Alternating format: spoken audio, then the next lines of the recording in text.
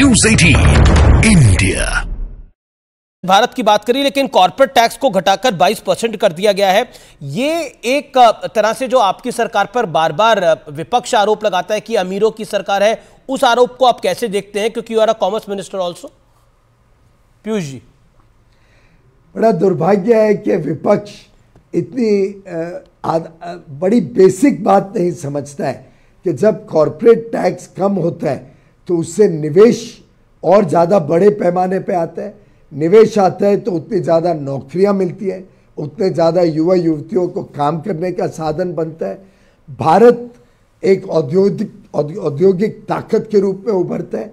हम निर्यात भी कर पाते हैं, भारत की ज़रूरतों को भी पूरा कर पाते हैं, और साथ ही साथ जो पैसा बचता है कॉर्पोरेट का, वो पैसा फिर निवेश होता है ग्रोथ और एक्सपेंशन और डाइवर्सिफिकेशन में, जिससे देश की आर्थिक व्यवस्थाएं सुधरती है और अर्थव्यवस्था आगे बढ़ती है। जी जी, तो ये बड़ा एलिमेंट्री है कि lower taxes result in higher collection, और निर्मला जी ने इसका प्रमाण भी दिया।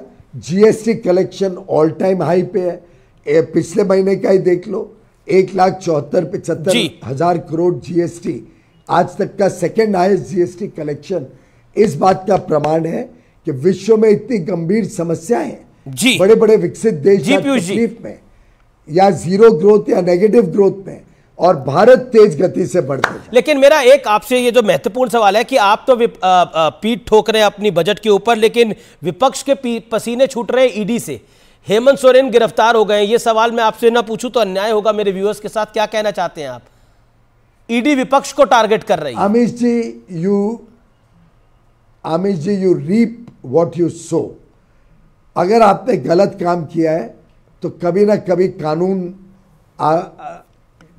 कानून के हाथ इतने मजबूत होते हैं, कानून की जिम्मेदारी होती है कि जो गलत काम हुआ है उस पर कार्रवाई हो।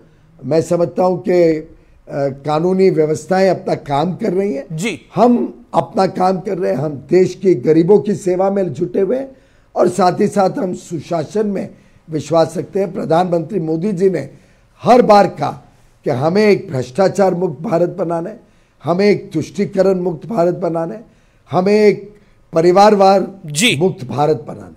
और मैं समझता हूं हम अपने विकास के काम में जुटे हुए हैं। कानून अपना काम कर रही है। जिसने जो गलत काम किया उसकी सजा उन लोगों को भुगतनी पड़ेगी। जी चलिए, आपका बहुत बहुत शुक्रिया हमारे साथ जुड़ने के लिए। 5 तारीख को आपसे चौपाल में तो मुलाकात होगी ही।